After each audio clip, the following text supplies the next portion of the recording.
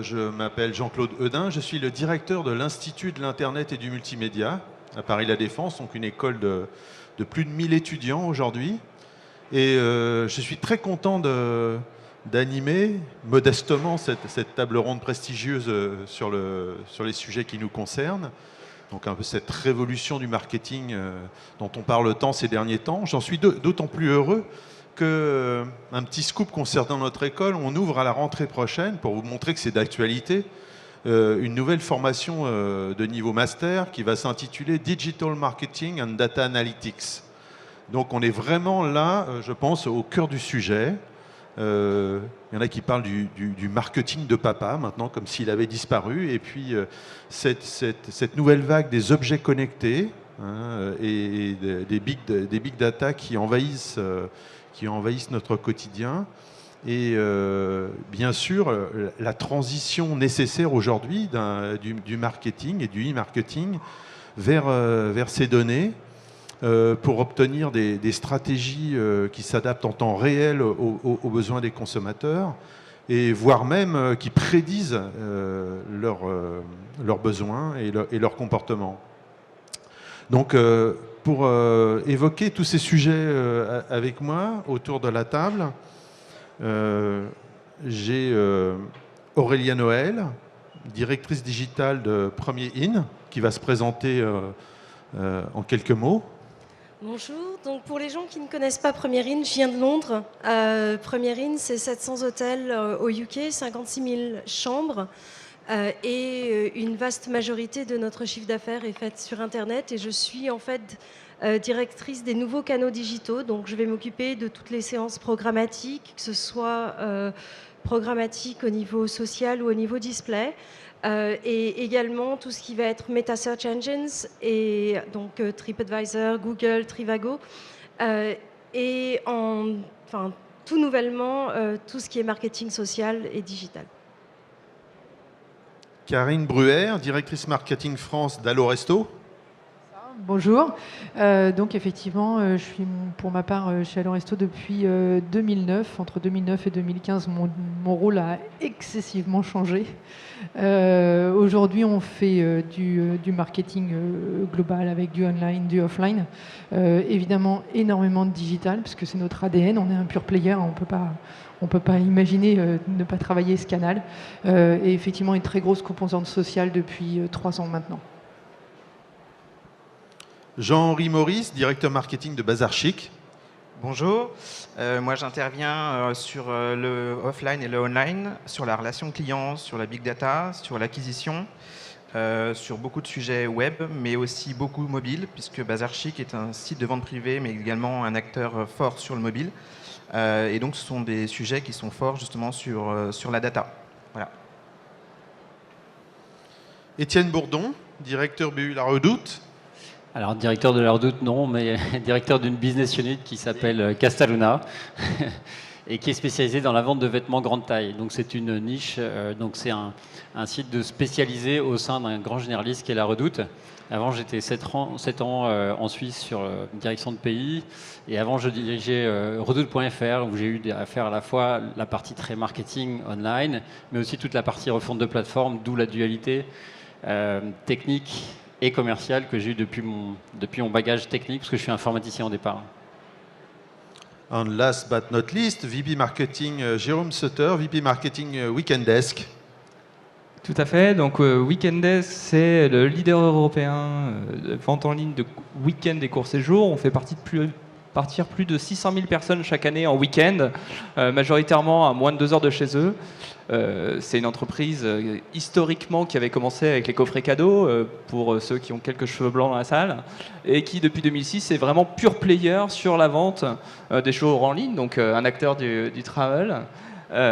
Et donc moi, en tant que VP Marketing Acquisition CRM, je gère 13 personnes, aussi bien des créatifs, des gens qui vont gérer vraiment une partie très héroïste d'acquisition online, très majoritairement évidemment, et également toute cette notion CRM, DMP, de vraie connaissance client, qui est vraiment la clé de notre croissance aujourd'hui.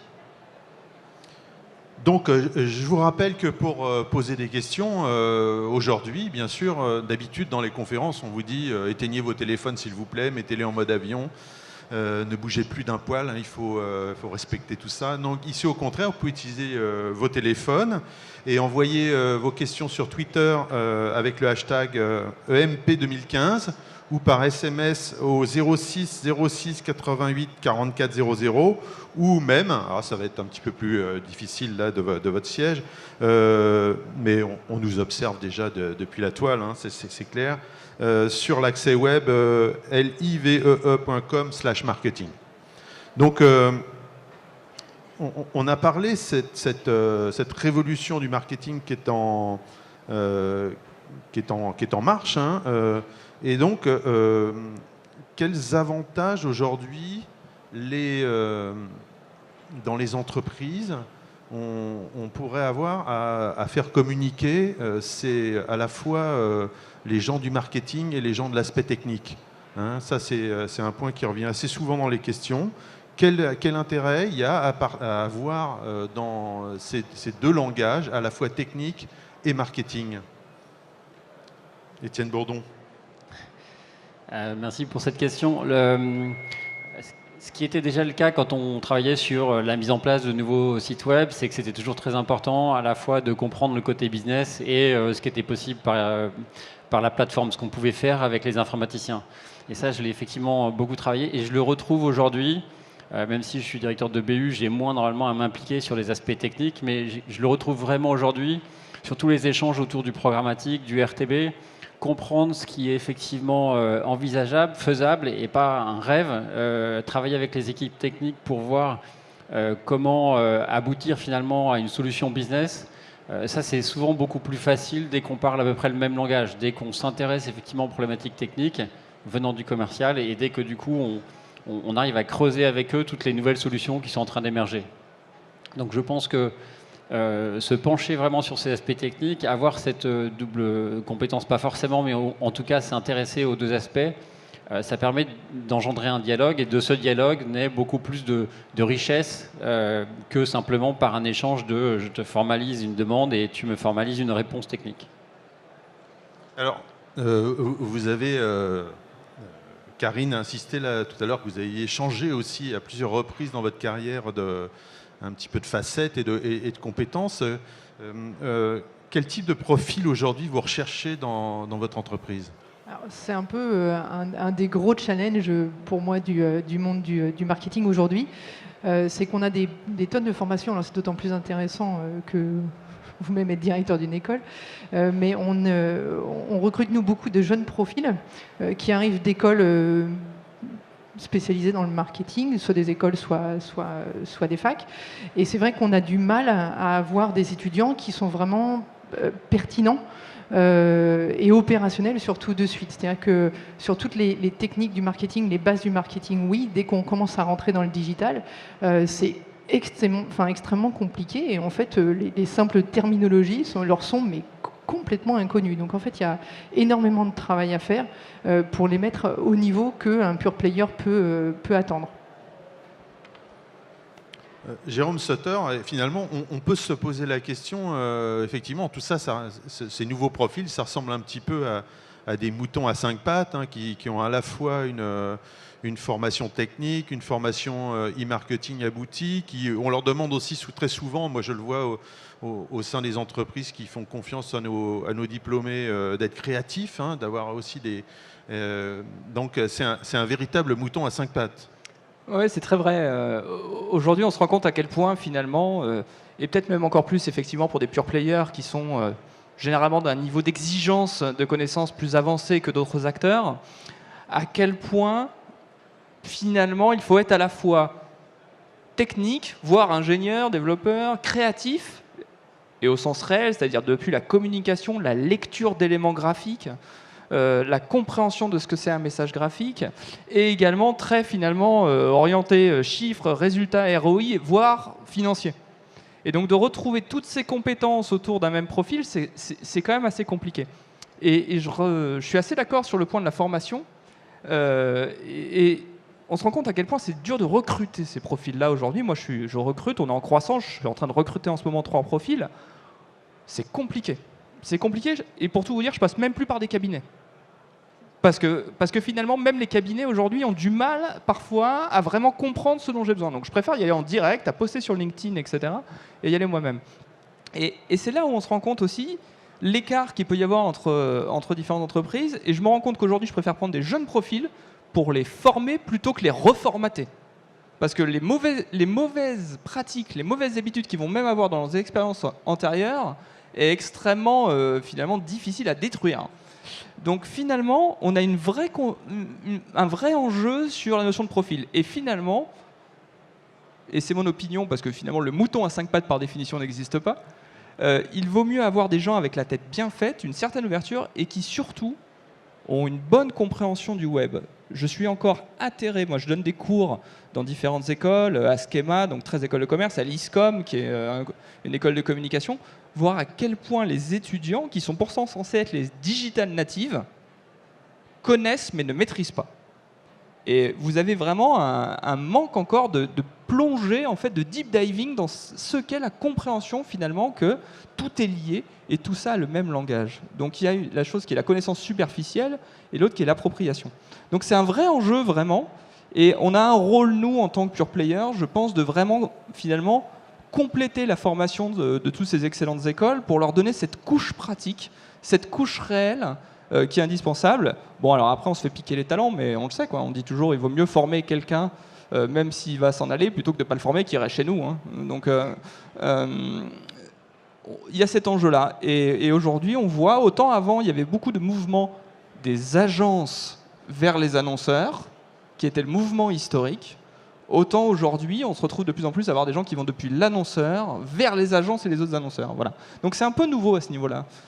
Donc à 5 pattes, non, mais on va les former pour qu'ils en aient une 5e qui pousse.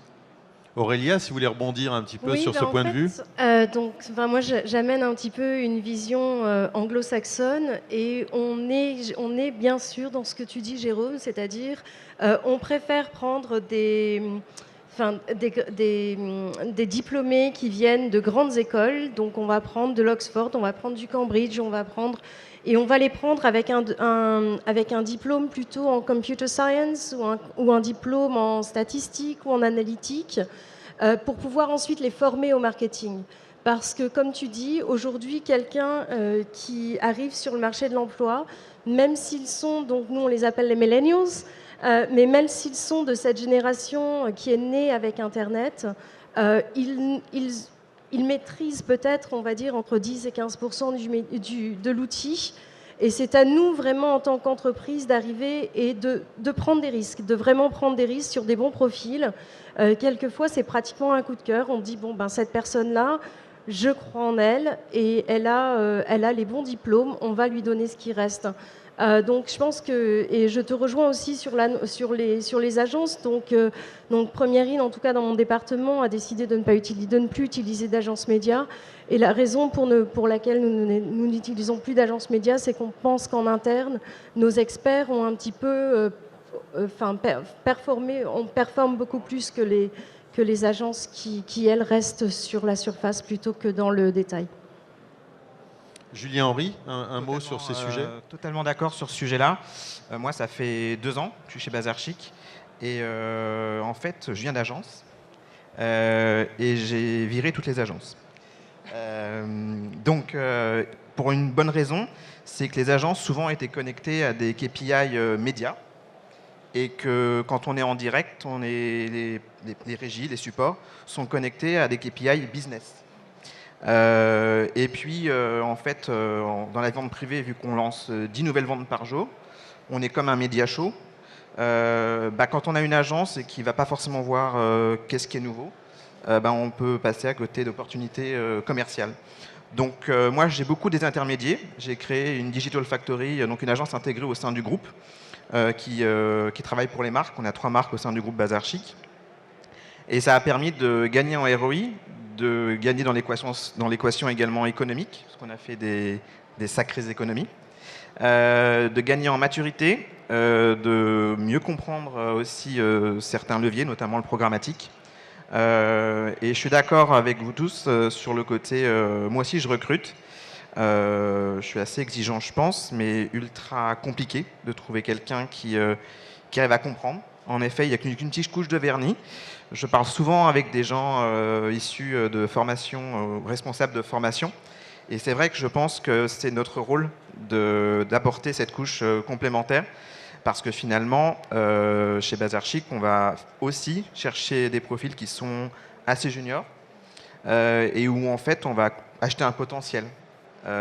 Et ce potentiel, on va essayer de le faire nourrir. C'est souvent le coup de cœur en effet. C'est plus une aventure humaine avec évidemment peut-être une première expérience qui montre que la tête est bien faite. Mais ensuite, tout se fait en interne pour monter sur tous les sujets. Notamment, nous, le sujet mobile, sur la partie ROI acquisition, a été un vrai challenge quand je suis arrivé, puisque l'acquisition qu'on pratique chez Bazar Chic, ce n'est pas une acquisition, je dirais, comme j'appelle V1. On n'est pas sur une logique cookie, j'ai un .com, j'ai ROI, je suis du trafic qualifié et job is done, c'est cool. Aujourd'hui, 55% à 60% du trafic de Bazar Chic, c'est le mobile. Donc ça veut dire qu'on veut que les gens downloadent l'application parce qu'ils ont une lifetime value qui est supérieure, ils ont un repeat business qui est supérieur.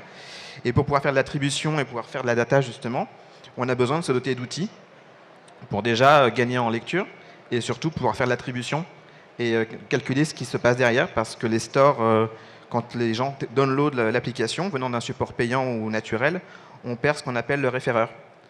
Donc on ne peut pas savoir si c'est Google, Facebook, Twitter, etc. Donc pour pouvoir faire du ROI et derrière, c'est un peu compliqué. Donc c'est ce genre de sujets sur lesquels moi j'ai du mal par exemple à trouver des profils parce que ce sont des sujets, comme disait, je crois que c'est toi, chez Pure Player, c'est vrai qu'on est particulièrement, je trouve, assez avancé sur les sujets. Et du coup, pour trouver des gens qui répondent à ces besoins, c'est pas le mouton à 5 pattes, mais en tout cas, il a peut-être 6 pattes parce que c'est ultra compliqué. Étienne Bourdon, vous vouliez rajouter un mot? Ouais, juste pour rebondir là-dessus, c'est vrai que du coup, avoir des jeunes, c'est effectivement satisfaisant de se dire des jeunes à la tête bien faite. Mais je rajoutais quand même que même parmi les jeunes à la tête bien faite, tout le monde n'a pas envie d'apprendre, tout le monde n'a pas envie de se plonger dans les nouvelles technos. Et étant donné que ça bouge quand même assez vite, on ne sait pas de quoi sera fait le recrutement demain, quels seront les outils, le RTB, les DMP, tout ça, c'est effectivement des choses qui sont en train de se construire. Et donc, moi, je privilégie aussi, au-delà du fait que ce soit des gens qui ont envie qui ont une tête bien faite, mais aussi qui ont envie d'apprendre. Et quel que soit leur âge, j'aurais tendance à dire. J'ai déjà eu des gens qui ont refusé de venir. Oui. Des gens qui ont refusé de venir parce que ça leur faisait trop peur, trop digital chez moi. Et on dit, moi je voulais un stage marketing un peu digital, mais quand je leur expliquais ce que je vous ai dit en 2 minutes, mais en une demi-heure, tous les challenges que l'on a, certains ont refusé le stage carrément. Bon, à vous écouter, on a l'impression que les écoles sont en retard. Moi, j'ai pas complètement en tant que directeur d'établissement, j'ai pas complètement cette impression. La preuve, on lance une formation réellement sur ce sujet. D'ailleurs, en coopération avec une école de management, vraiment pour essayer de répondre. Et bien sûr, je vous encourage à rejoindre les comités de pilotage des écoles pour justement essayer d'instiller ces données. Donc, à vous écouter, on a l'impression que vos entreprises sont déjà au top sur ces sujets et que finalement l'IT est déjà en train de collaborer d'une façon excessivement étroite avec le marketing. Et donc, j'aimerais bien un petit peu avoir un point de vue dans vos entreprises respectives, un petit peu quel est l'état d'avancement justement sur cette transition. Karine. Alors oui, effectivement, aujourd'hui, c'est absolument impossible de cloisonner les services. C'est juste pas possible de faire du digital sans l'aide de l'informatique. Dans une autre mesure, d'ailleurs, ne pas travailler avec le service commercial est pas pensable. Mais aujourd'hui, c'est devenu vital. C'est-à-dire qu'un marketeur sans outils n'arrive pas à avancer, tout simplement, il peut pas. Donc il a les pieds et poings liés. Maintenant, quand vous circulez un petit peu dans les allées du salon, vous vous rendez très vite compte qu'il y a beaucoup d'entreprises qui ont compris ça et qui aujourd'hui travaillent beaucoup avec le meilleur ami, je crois, du marketeur digital d'aujourd'hui, le Google Tag Manager. Je pense qu'on est tous d'accord là-dessus. Il y a énormément de produits qui sont mis à disposition via cet outil. Alors, c'est malheureux parce que, quelque part, on est un petit peu dépendant du Google Tag Manager. Maintenant, il y a quelques concurrents qui arrivent sur le marché, mais le fait est qu'il permet vraiment d'améliorer son site Internet de manière très simple, sans avoir besoin de mobiliser les ressources informatiques qui sont souvent chargé avec une très grosse roadmap à 6 mois, 1 an, voire plus. Et donc effectivement, ça nous obligerait à ça nous empêcherait d'être réactifs tout simplement. Donc en l'occurrence, il y a des très bons outils qui fonctionnent aujourd'hui, qui sont rendus possibles grâce au Google Tag Manager. J'ai pas d'action chez Google pour info, mais qui effectivement nous permettent à nous marketeurs d'avancer beaucoup plus vite, d'être beaucoup plus réactifs et d'avoir les bons outils au bon moment quand le marché est mûr pour les prendre. Aurélia ? Donc, moi, de mon côté, je veux dire, je suis assez privilégiée. J'ai, au niveau de notre IT, j'ai ce qu'on appelle une delivery team, donc quelqu'un qui travaille, une équipe qui travaille avec moi sur mes projets digitaux. J'ai également à l'intérieur de mon équipe ce qu'on va appeler un technology strategist, donc c'est quelqu'un qui va m'aider à trouver quel est le bon DNP, quels sont les bons réseaux de RTB, quel est le bon ad server, les choses comme ça. Donc en fait, je veux dire, on est un petit peu en avance peut-être, je ne sais pas, sur la France, je vais un petit peu me mouiller un petit peu là, mais dire, on a compris ce problème IT digital peut-être depuis que le média digital a commencé à prendre de l'ampleur en Angleterre ou autre-Manche.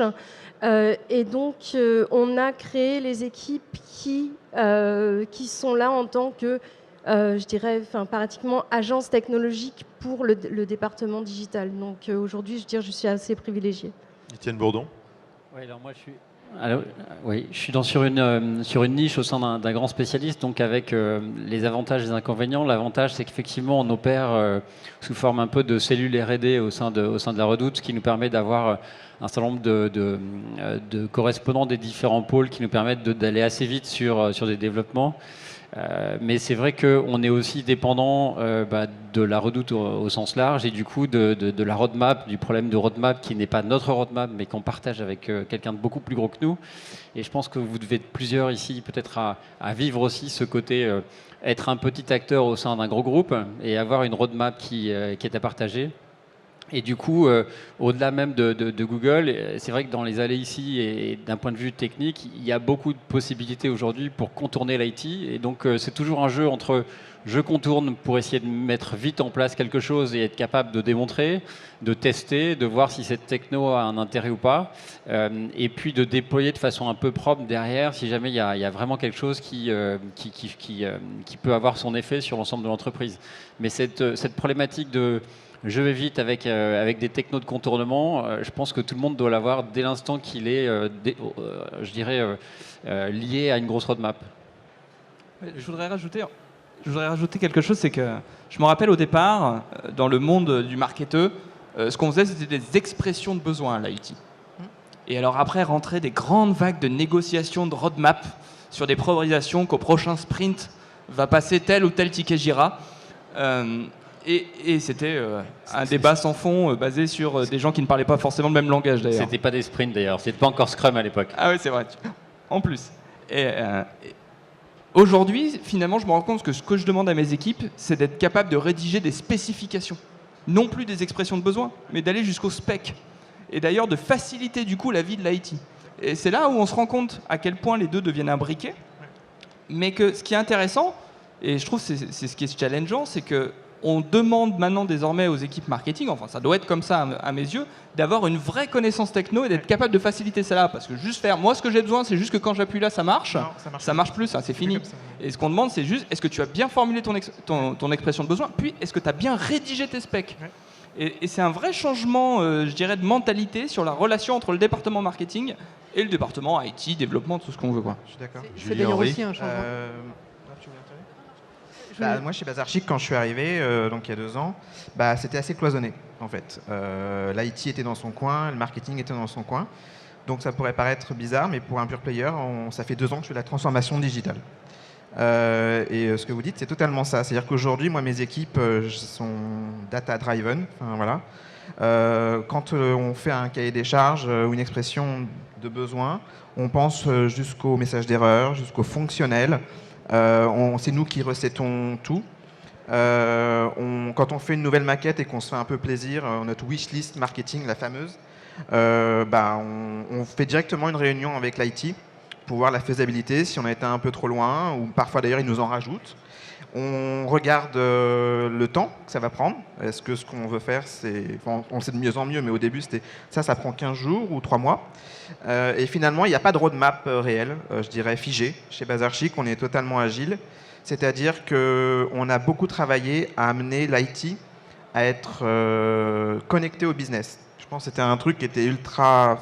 moi qui venais d'agence, qui faisait du bizdev, etc., j'ai trouvé que les développeurs, etc., ne comprenaient pas parfois l'impact que pouvait avoir un développement qui ne sort pas ou un bug. Et donc, on a beaucoup travaillé à les sensibiliser à ce sujet-là. Ça a beaucoup fonctionné. Et aujourd'hui, on s'est totalement rapprochés, tant et si bien que nous, on parle de plus en plus leur langage. Et donc, ils apprécient vachement. On s'est vachement rapprochés. Et ça se passe super bien. Et qu'eux comprennent aussi mieux les objectifs business, les nécessités. Et je voulais rebondir, du coup, pour être encore plus agile. C'est vrai que chez Bazarchic, j'ai fait mettre en place beaucoup de nouveaux outils, que ce soit des outils marchés ou des outils internes, d'administration, de partie du site, etc., pour faire clairement de l'A/B test, etc. Ça a permis de rapprocher les équipes encore plus et de pouvoir héroïser. Parce que, historiquement, il y avait parfois peut-être des projets qui étaient faits et puis le ROI réel était compliqué à avoir. Aujourd'hui, on fait vraiment on teste vraiment les choses avant. On voit si ça fait plus 20% de taux de conversion, s'il se passe quelque chose. Et s'il se passe quelque chose, c'est comme ça qu'on le priorise, c'est comme ça que notre roadmap se construit. Et pas juste en se disant, j'aimerais bien en 2015 faire ça, ça, ça. Donc ça a vachement changé les choses et du coup, ça intéresse vachement les techniciens qui parfois demandent maintenant à avoir accès à certains outils marketing pour voir. Donc c'est une transformation digitale assez réussie. Et il y a une autre chose que je voulais dire et qui pour moi est un fort signal, c'est que quand je suis arrivé, c'était le marketing qui allait tout le temps voir dans le bureau de l'IT pour dire ça n'a pas été fait, ou etc., ou il faut que ça aille plus vite. Et bien maintenant, quand il manque une question fonctionnelle ou qu'on a oublié quelque chose et ils nous challenge bien et on adore ça, les développeurs, ils se lèvent et ils viennent dans le bureau marketing. Alors ça, c'est une super victoire. Du coup, ils sont vraiment intéressés, ils veulent que ça sorte et après, ils posent des questions de savoir ça performe, ça fait des choses, etc. Donc, on suit les sujets. Donc ça, c'est quelque chose qui est passionnant et puis qui, pour les équipes marketing, est motivant parce que du coup, ça fluidifie la roadmap. Et ça fait qu'un projet ne va pas mettre 6 mois et donc on peut directement être sur cette fameuse data et voir si ça fonctionne ou pas assez tout de suite dans le digital. Dès le lendemain, on commence à avoir un premier learning, quoi. Alors toutes les entreprises n'en sont pas bien sûr Non, j'en suis conscient, à ce niveau-là et j'ai déjà certaines questions qui arrivent et que je pourrais reformuler de la manière suivante. C'est quand on veut amorcer une transition numérique, quels sont un peu vos conseils dans une entreprise pour commencer? Quels sont les premiers pas? Les premiers pas sont souvent les plus importants. Donc, qu'est-ce qu'il faut faire pour déjà, dans une entreprise qui n'a pas fait ce premier pas, partir de la bonne manière? Jérôme? Alors, il y a 2 éléments extrêmement simples pour moi, je pense, qui sont un peu violents parfois organisationnellement, mais très importants. Il y a 2 choses, c'est les geek trips et les stages. Donc, vous prenez le comité de direction, vous l'envoyez à SF 10 jours, et vous lui faites faire le tour de toutes ces startups. Déjà, c'est le premier vraiment ah oui, mais c'est pour de vrai. Et une fois qu'ils sont revenus, vous leur dites maintenant, ce que vous allez faire, c'est que vous allez aller en stage, ce qui est un peu bizarre pour des managers avec des dizaines d'années d'expérience, et vous allez aller en immersion, un vie ma vie, chez un pure player, soit chez une filiale, si on est dans un grand groupe traditionnel, soit tout simplement chez Weekend Day, chez Allo Resto, chez Bazarchic, pourquoi pas, et dans lesquels vous allez recevoir en stage 10 jours un manager et vous lui montrer, vous savez quoi maintenant? Tu vas t'asseoir ici, tu vas voir ce que c'est. Et souvent, en fait, ça provoque des espèces de décharges électriques, de prise de conscience qui, j'irais, les éloignent du jargonnage, parce qu'on jargonne beaucoup. J'étais en train de noter le nombre d'acronymes qu'on avait utilisés en moins de 30 minutes. C'est assez impressionnant pour quelqu'un de l'extérieur, c'est un peu du n'importe quoi, et c'est normal. Vous me direz, n'importe quelle industrie est comme ça. Et leur rendre compte que c'est de la vraie vie, c'est de la vraie data. Tu parlais de la data. La data, c'est la réalité. Je veux dire, il n'y a rien de plus concret que la data. C'est là-dessus qu'on base les décisions. Et sur le sens du vent. Exactement. Et c'est pas issu de mes croyances ou de mon plan stratégique triannuel. C'est de la réalité en temps réel. Il ne faut pas attendre 6 mois pour dire est-ce que ma virgule dans le code peut passer. Ça, c'est fini. Exactement. Et donc, je pense que ça, c'est un bon moyen de transition digitale. C'est vraiment leur faire un vie ma vie. Voilà. Ben, Un autre- Il y a Karine qui voulait rebondir, je pense, sur cette... Non Bah alors Julien. vas-y. un autre sujet, en effet, c'est au COMEX, où je siège, c'est concrètement d'amener des chiffres, quoi, de se doter d'outils. Nous, on a revu tous les outils en interne, Google aussi, évidemment, tous les UTM. Enfin, voilà, on a vraiment refondu tout l'écosystème pour pouvoir faire des rapports personnalisés qui tombent tous les jours, toutes les semaines, tous les mois, tous les quarters, year to year, etc. Et ça permet de voir l'impact parfois de choses qui ne sont pas faites, etc. Donc en fait, la meilleure chose à faire pour moi, c'est d'embarquer évidemment le PDG, la direction générale. Et moi, mon PDG, ça se passe super bien. C'est le premier à dire, on fait une réunion créative, parce qu'on a aussi la créa en interne dans la Digital Factory, l'IT, les achats, la prod, parce que quand on fait des changements de format sur des choses, donc tout le monde est dans la salle, tout le monde donne son go ou donne ses contraintes. Et du coup, c'est comme ça que le projet part en développement, en intégration, en dynamisation. S'il n'y a pas ce go-là au début, il n'y a pas de projet. Il faut que les gens adhèrent. Et ça, la direction générale l'a vachement compris. Et c'est en se basant sur des datas que souvent on fait naître des projets. En fait, c'est en s'étant bien outillé qu'on découvre des choses sur lesquelles on est déjà bon. Ok, c'est cool. Et des choses où on peut s'améliorer. Bon, alors creusons et allons gagner un point de conversion sur tel sujet grâce à la data. Étienne Bourdon. Ouais, peut-être juste pour compléter, c'est vrai que souvent on se dit il faut immerger effectivement le comité de direction, etc. Et je pense que c'est une très bonne idée. C'est d'autant plus une bonne idée aussi que en fait le digital maintenant c'est plus seulement effectivement l'acquisition, le trafic. C'est aussi de revoir le business model souvent. Donc ça veut dire aller un cran plus loin. Et je pense que c'est pour ça qu'aller à San Francisco ou aller pas forcément si loin, il y a d'autres possibilités, mais donner cette prise de conscience en fait que le digital c'est quelque chose qui est totalement présent et qui va venir impacter tout le business, c'est quelque chose d'extrêmement important. Et j'aurais tendance à ajouter, une fois qu'il y a cette première étape qui est faite, et ça peut être fait chez des gros acteurs, le deuxième problème, c'est aussi de revenir sur du concret aussi, de se dire tout n'est pas faisable, il faut aussi comprendre ce qui est faisable, ce qui n'est pas faisable, parce qu'après le pendant de ça, c'est de dire demain on descend en informatique, on dit vous allez me faire tout ça différemment, et voilà, il faut lui expliquer, il faut commencer par des grands projets, donc il y a un certain nombre de choses qui sont relativement structurantes aujourd'hui autour des données. Et là, il faut aller vite pour effectivement se restructurer autour des données, autour des plateformes web et mobiles, mais ça, c'est des choses sur lesquelles tout le monde est déjà. Donc il y a des vrais gros sujets qui sont au-delà de la prise de conscience du digital, qui sont des grands projets de transformation de l'entreprise, et sur lesquels la prise de conscience est importante, mais après, il faut actionner, engager, et ça ne se fait pas en 2 jours. Aurélia. Moi, je prends un petit peu la même méthode que Jérôme, peut-être un petit peu moins tac-tac, mais j'organise 2 fois par trimestre ce que je vais appeler des tables rondes, où je vais inviter à la fois les OP, les ventes, le marketing traditionnel, donc le marketing brand, et où je vais avoir donc une matinée sur un thème en particulier, où je vais inviter des intervenants extérieurs qui vont expliquer, donc que ce soit Rocket Fuel pour le programmatique, que ce soit Google, que ce soit TripAdvisor, Trivago. Après, je comprends que ce sont des choses que je peux mettre en place parce que j'ai Première In derrière et mon budget marketing est assez conséquent, donc les entreprises ont envie de venir nous parler. Mais pour quelqu'un qui a une entreprise un petit peu plus petite donc c'est beaucoup s'appuyer sur les écoles. Donc ce que j'ai mis en place 2 fois par an également, c'est ce qu'on va appeler un espèce d'hackathon où je vais inviter des petites startups qui viennent donc de notre Silicon Valley ou de notre Silicon Roundabout à Londres, donc de Tech City, et qui vont expliquer donc aux managers donc ce qui se passe en fait, quelles sont les nouvelles technologies.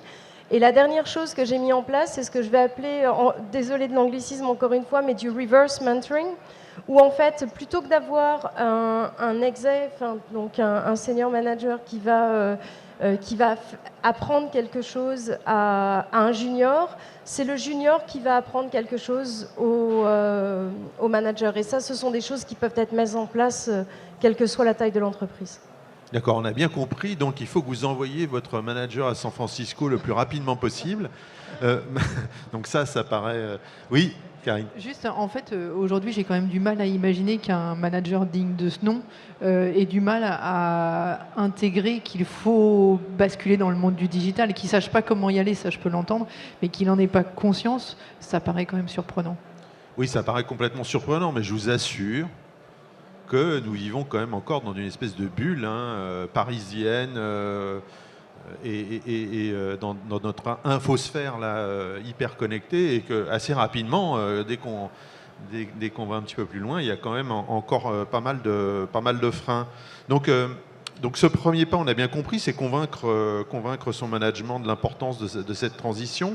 Mais ensuite, quelle serait un petit peu la lumière au bout du tunnel? Comment vous voyez la meilleure organisation, ou est-ce que c'est des départements qui sont maintenant joints, c'est-à-dire que vous allez mélanger sur un même plateau les IT et les marketeurs? Est-ce que vous allez mettre en place une organisation particulière qui va permettre une meilleure coordination, et peut-être avec une direction spécifique? Quelle est un petit peu votre vision de l'organisation idéale, qui serait un petit peu la fin l'aboutissement de cette transition? Étienne Bourdon. Il y a pas mal de tendances sur le sujet d'intégrer un responsable de la data, ou data office manager, ou en tout cas quelqu'un qui est à la fois marketeur et informaticien, c'est-à-dire quelqu'un qui soit vraiment entre les deux départements. Donc ça c'est vrai, ça existe dans des grandes entreprises américaines, et malheureusement je le vois pas encore beaucoup en France. Par contre, ce qui est vrai, c'est que pour pouvoir intégrer la connaissance sur la data, c'est important d'avoir un spécialiste qui puisse vraiment creuser la data, et quelle que soit un peu la taille de l'entreprise, d'avoir quelqu'un qui soit le correspondant de ce sujet, qui soit dans le marketing, qui soit à cheval avec l'IT. Il faut trouver, mais en tout cas je pense qu'il faut qu'il y ait cette compétence qui se développe, de façon à ce qu'il y ait ce responsable qui aille la chercher au niveau de l'acquisition, qui aille la chercher au niveau de la personnalisation du site, mais qui travaille sur l'ensemble de la data.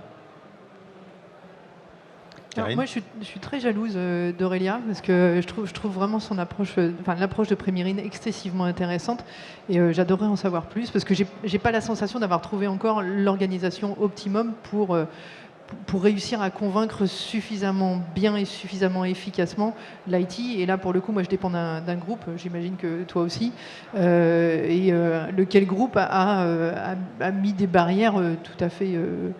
on va dire raisonnable entre le marketing et l'IT. En fait, je dirais, de notre côté, c'est venu un petit peu... On est parti du principe qu'on ne peut pas faire de marketing digital si on n'a pas de technologie. Et donc, on a créé les équipes autour de ça. C'est-à-dire, quand on a commencé à recruter l'équipe, donc l'équipe Premier In Digital est toute neuve, elle a 2 ans. Donc, quand on a recommencé à recruter les profils, ça a été des profils tech, ça a été des profils data. Et après, les marketeurs sont venus après. Donc, c'est vraiment l'idée d'avoir, comme disait Étienne, un petit peu ce chaînon manquant entre l'IT et le marketing, où on peut parler leur langage. Et du coup, on optimise le temps qu'ils passent sur nos projets. Donc il y a toute la phase, je vais dire, découverte qui est déjà faite par l'équipe marketing. Donc lorsque ça arrive sur l'IaaS, en gros, ils ont simplement à implémenter les pixels, ou simplement à implémenter les tags sur le site. Mais tout le reste a été fait. On a déjà choisi le vendeur, on a fait les fonctions, on sait exactement ce qu'on veut taguer. Donc, alors, est-ce qu'ils ne sont pas frustrés, justement, de ne pas être plus impliqués? Parce que moi, c'est une des problématiques que je rencontre, c'est que si on leur amène tout fait, du coup, ils se sentent démobilisés, parce qu'ils ont l'impression d'avoir été utiles juste à poser un bout de code, et ça, pour eux, c'est pas sexy. Non, j'ai plutôt l'attitude de Julien par rapport à l'IaaS, où lorsqu'il y a quelque chose qu'ils ne comprennent pas, ou quelque chose qu'ils pensent pouvoir faire mieux, donc ils sont là en me disant, mais est-ce que tu as pensé à ça, ou est-ce que ton équipe a pensé à ça? J'ai également, comme je disais, la chance d'avoir un technology strategist, donc quelqu'un qui a déjà un background en IT, qui va pouvoir donc arriver avec une certaine autorité. Donc c'est pas un marketeur qui essaie de dire à l'IT comment faire son boulot, mais c'est quelqu'un qui a déjà une formation technique et qui va aider donc les équipes à mieux mettre les projets en place? C'est clairement des questions qu'on s'est posées chez Bazar Chic.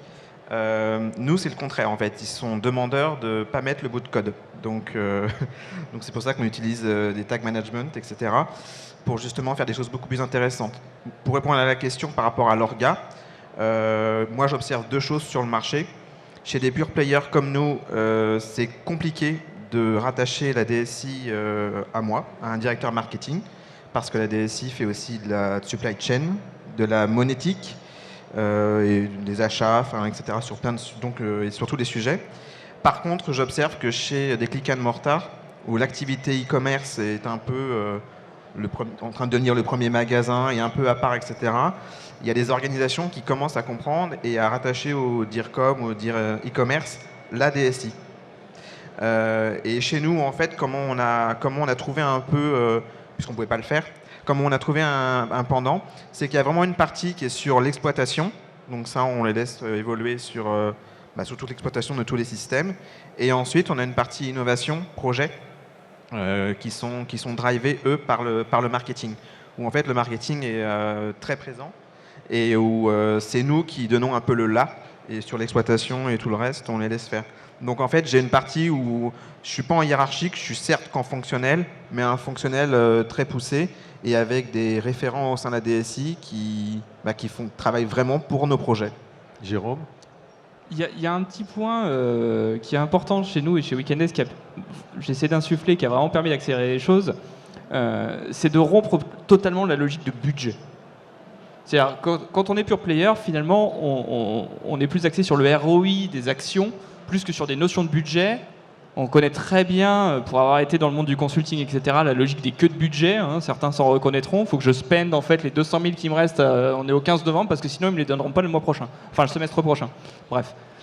Quand on est dans une notion comme ça, vraiment pure player, ça saute. Et tu disais, Aurélien, en fait, nous, on ne peut pas faire de marketing digital sans l'IT.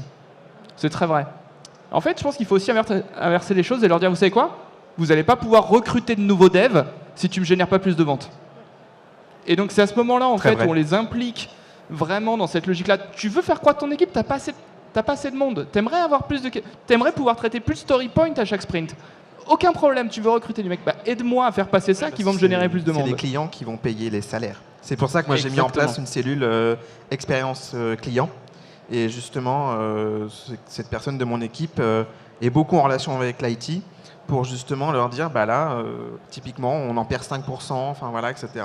Remonter ces choses, et c'est ce que je parlais un peu tout à l'heure sans rentrer dans le détail, quand je disais qu'on les intéressait au business, c'est via cette expérience client et en disant, par exemple, on décilote, on s'améliore là, etc. Et autant, si ça fait plus de 20%, ça veut dire qu'en effet, le budget sur l'IT, on peut peut-être prendre un nouveau développeur PHP. Et c'est comme ça aussi qu'en effet, on les intéresse totalement aux résultats. Et on peut aller même à la fin, c'est de commencer à dire que maintenant, pour l'équipe IT, une partie de leur salaire variable est indexée sur la croissance du chiffre d'affaires ou même plus de la marge de l'entreprise. Et alors là, quand vous arrivez à ce niveau-là, pas encore. Et alors faire comprendre ça, on a vraiment vu de notre côté un vrai switch en fait, parce qu'ils s'approprient. Je veux dire, c'est de l'argent à la fin du mois ou à la fin du trimestre. Donc il commence à y avoir un switch vraiment fort à ce niveau-là. Et organisationnellement, ça a été un petit peu de réticence parce que non, c'est sur mon projet, non, c'est sur mes... Non, garçon. C'est aussi en partie sur les résultats financiers, le chiffre d'affaires que tu auras généré. Et alors là, je trouve qu'on a une accélération, étrangement. Donc c'est un petit peu la lumière au bout du tunnel, finalement, la question que je posais tout à l'heure.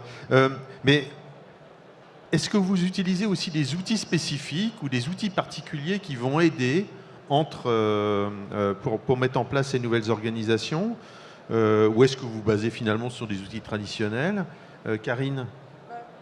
Justement, j'en parlais tout à l'heure, le Google Tag Manager qui pour moi a été vraiment une porte de sortie, une espèce d'échappatoire en fait, au-delà des objectifs partagés, mais qui sont en place quand même. Mais oui, c'est pour moi une des manières les plus efficaces aujourd'hui de pouvoir, on en a parlé un petit peu tout à l'heure, mais de pouvoir tester des choses avant de rentrer dans une écriture de spec, avant de demander à l'IT de faire des choses plus poussées, plus impactantes en termes d'investissement. Étienne Bourdon. Ouais, j'aurais tendance à dire la même chose, c'est-à-dire qu'il faut effectivement pouvoir tester. Je pense que le marketing maintenant a vraiment des outils pour pouvoir tester avant même de faire le développement. Il y a une deuxième entre guillemets révolution, je pense, qui a eu lieu autour de tout ce qui est méthode Scrum, méthode agile. Et même si aujourd'hui c'est encore quelque chose d'un peu abstrait pour beaucoup, je pense que même dans des grosses entreprises, et là je place vraiment la redoute du côté des pure players, même si ça peut paraître bizarre, dans le sens où toutes ces notions de sprint régulier, bah, ça permet effectivement de ne plus avoir des roadmaps à 15 ans, mais d'avoir des roadmaps en partie sur du moyen terme, parce qu'effectivement il y a des DMP à mettre en place, ça ne se met pas en 15 jours, mais aussi avoir des développements rapides sur des petites mises en place, changer les outils de gestion de tag, changer un certain nombre d'évolutions fonctionnelles sur un site, et du coup de pouvoir accompagner cette méthode agile de pré-test et de la mettre en place très rapidement. Et c'est là où, sur ces méthodes entre guillemets un peu plus agiles type Scrum, c'est vrai qu'on a besoin d'avoir un échange extrêmement proche et rapide, et c'est là que la proximité physique joue aussi beaucoup entre l'informatique et le marketing, parce que c'est toujours compliqué en fait d'aller expliquer sur des specs, il faut savoir le faire, mais d'expliquer un peu la finalité de tel ou tel outil, parce qu'on a des outils à chaque fois qui sont de plus en plus pointus, de plus en plus poussés, de pouvoir vraiment comprendre ce qui est déjà faisable, réalisable avec les outils qu'on veut mettre en place, comprendre qu'est-ce qu'on va pouvoir en attendre d'un point de vue business, trouver les bons KPI avec les outils de suivi. Tout ça, c'est quelque chose qui se fait au travers de ce dialogue que j'évoquais au début, effectivement, entre l'informatique et le marketing, ou entre une direction et une informatique, finalement, sur la mise en place de ce qui est digital. Jérôme ? Ce qui est intéressant, c'est que finalement, on est en train de retourner 60 ans en arrière, avec Ronald Coase qui disait « Le grand défi de l'entreprise de demain, c'est le rapport entre l'internalisation et l'externalisation ». Et ce qui aussi peut permettre justement d'accélérer cette transition digitale, c'est de bien comprendre quels sont les éléments fondamentaux et les projets que je dois internaliser, donc faire gérer en interne par les équipes IT, marketing, etc., et qui sont fondamentalement structurants pour le futur de mon business, et qu'est-ce qu'il faut que je peux externaliser à des agences, à des prestataires, parce que finalement, ils ont quelque chose que je n'ai pas, qui est le temps. Et donc, je paye pour du temps. Et on est en train de voir, je trouve qu'il y a une vraie révolution en ce moment de la relation entre les directions marketing et les agences. On entendait, moi j'ai plus d'agence, moi je la crée en interne. On est nombreux à avoir des expériences un petit peu de chamboulement de business model pour eux à ce niveau-là. Et je pense que c'est justement symptomatique de ces accélérations-là. Et il y a un vrai rôle de conseil, du coup, que peuvent apporter ces agences, ces prestataires. Et il y en a un paquet sur ce salon. Et c'est à ce moment-là, en fait, où finalement, l'un des vrais choix des managers, ou des organisations, des COMEX, des comités de direction, peu importe, c'est de bien comprendre qu'est-ce que je dois internaliser, qu'est-ce que je dois externaliser. Et ça, c'est fondamental. Et pas penser qu'on fera une transformation par l'externalisation, même si, ok, je mets un gros ticket de 200K et au moins, normalement sur le papier, dans 4 mois, le projet il est live. Ouais, mais derrière, est-ce que je vais l'utiliser ? Enfin, c'est un débat où on pourrait débattre durant pas mal de temps, mais ce que je veux dire par là, c'est que, pour faire très simple, c'est qu'il faut vraiment que les directions se posent ces questions sur cette notion de transition et où est le savoir et qu'est-ce qui est structurant pour mon business. Nous, c'est vrai qu'on voit depuis pas mal de semaines, de mois, qu'on fait beaucoup plus appel à des gens en régie. Pour des très très gros projets, on va même s'adosser à des intégrateurs. Ce qu'on faisait beaucoup moins avant. Cette notion de sprint, on l'a totalement. Là, on a plein de projets. C'est le quarter où on fait tous les cahiers des charges et on avance sur plein de choses. Donc, on est en plein sprint sur plein de sujets. C'est vrai que c'était beaucoup moins vrai avant. On était beaucoup moins agile. Moi, ce qui a fait chez Bazar Chic que beaucoup de projets ont fonctionné, puisque j'ai besoin de l'IT pour avancer sur tout, c'est de faire en sorte d'asseoir le DSI à côté de moi dès le premier jour. Parce que typiquement, l'IT, il est là depuis la création du site, donc il connaît bien la bécane, mieux que moi. Moi, ça fait que 2 ans. Et du coup, en l'asseyant à côté, en l'associant totalement au projet, et en l'associant à une vision que je peux avoir et pourquoi il faut qu'on y aille, ça marche bien. Et je dirais qu'en fait, la DSI, du coup, est contente qu'il y ait une vision marketing. Ils aiment bien challenger, parfois ils en rajoutent, ils nous rajoutent des choses en plus en disant on peut aussi faire ça. Et je dirais que finalement, je rebondirais sur le relationnel. C'est ce relationnel qui a permis beaucoup de choses. Et clairement, moi, quand je suis arrivé chez Bazar Chic, on m'a dit un des plus gros challenges que tu auras, c'est la DSI. Enfin, déjà, il y a 2 ans, on me disait ça. Et le challenge, je dirais plutôt réussi. Parce que ces gens-là, aujourd'hui, ils en veulent plus, ils nous challengent, on échange, on s'intéresse à eux, ils s'intéressent beaucoup à ce que l'on fait, ils suivent, parfois de façon proactive, ils nous font une petite requête SQL encore et ils nous disent ça a fait tel résultat et c'est génial. Donc c'est vraiment des choses qui nous permettent d'être beaucoup plus agiles. Et une chose en contrepartie de tout ça qu'ils demandent de la part du marketing et globalement de la société, c'est en effet de beaucoup pré-tester avant et de ne pas refaire le code 3 fois. Ça, par contre, c'est leur seul... Voilà. Et c'est pour ça qu'on fait des calls, des coproches, des copiles, des calls, tout ce que vous voulez, parfois tous les jours sur des projets ultra stratégiques. Et ça permet de pouvoir être sûr d'avoir des livrables pour telle date, de s'y tenir. Et c'est comme ça aussi qu'on fait que le projet est successful.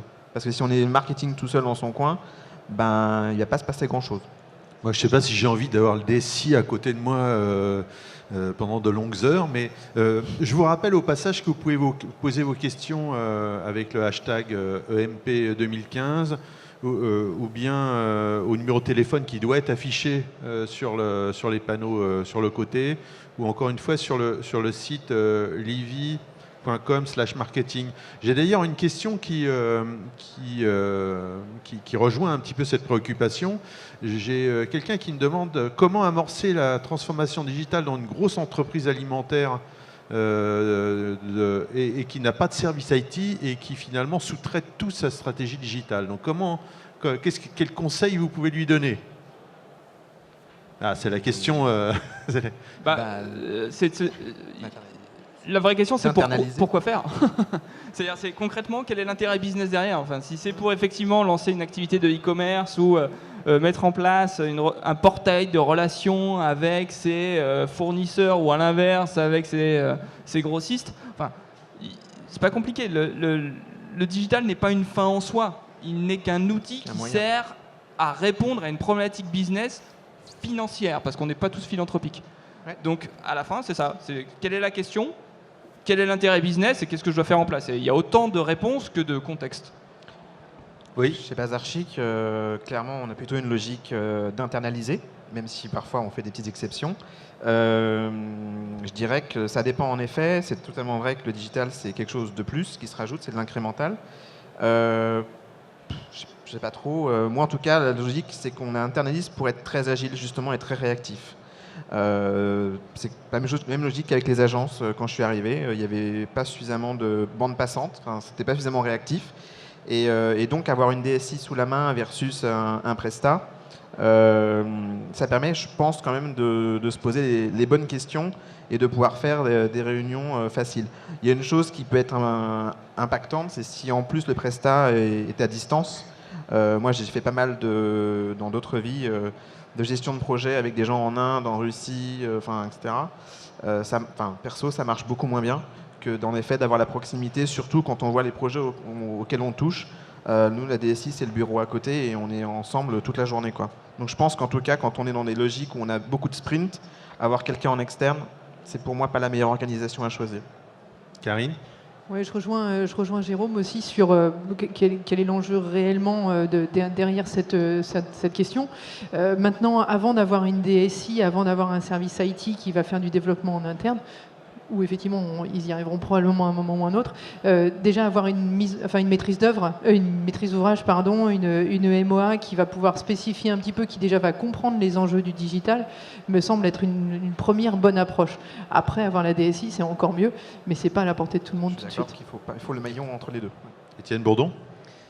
Ouais, je pense que le point de départ, donc la stratégie, qu'est-ce qu'on veut faire avec le digital est clé. C'est vrai qu'aujourd'hui, on peut sous-traiter à peu près tout. Donc, on peut sous-traiter un site e-commerce, on peut sous-traiter beaucoup de choses dans le digital.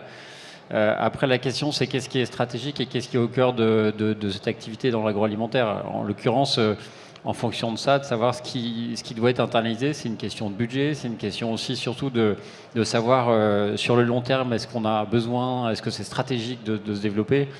Après, c'est vrai qu'il faut aussi reconnaître qu'il y a beaucoup de choses qui sont extrêmement techniques aujourd'hui, c'est-à-dire qu'on ne va pas commencer à mettre en place toute une infrastructure. Et là, je vais redire encore, j'ai encore parlé des data centers et des outils programmatiques. Tout ça, si on n'a pas une bonne vision de ce qu'on veut faire, parce que c'est vrai que c'est lourd, c'est compliqué et ça demande, je dirais, avant tout, avant de mettre des outils, d'avoir un peu la vision de vers quoi on veut aller. Donc, j'aurais tendance à dire la réponse, elle est relativement simple. On peut tout sous-traiter, on peut tout faire en digital, mais encore faut-il savoir ce qu'on veut faire. Oui. Oui, ben moi, je rejoins que ce soit Jérôme ou Étienne, je les rejoins sur le côté, il faut vraiment avoir une vision. Sans vision, c'est même pas la peine de se poser la question de savoir qu'est-ce qu'on va faire. Il faut savoir qu'est-ce qu'on veut faire dans 3 ans, qu'est-ce qu'on veut faire dans 5 ans. Mais surtout, dans le digital, il faut toujours garder en tête que ce que vous planifiez aujourd'hui pour dans 5 ans sera sûrement obsolète d'ici à ce que vous arriviez à 5 ans. Donc peut-être commencer sur des petites missions de 18 mois, 2 ans, plutôt que de commencer à entreprendre des projets qui sont sur un vrai long terme, parce que dans 18 mois ou 2 ans, le digital sera complètement différent. C'est tous les 6 mois. Là où je te rejoins complètement, c'est qu'aujourd'hui, avoir une vision à plus de 3 mois, c'est déjà très compliqué. Alors avoir une vision à 3 ans...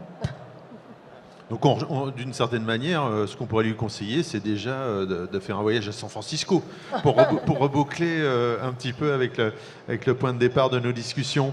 Le temps s'écoule assez vite. Là, on arrive proche de la fin de nos échanges.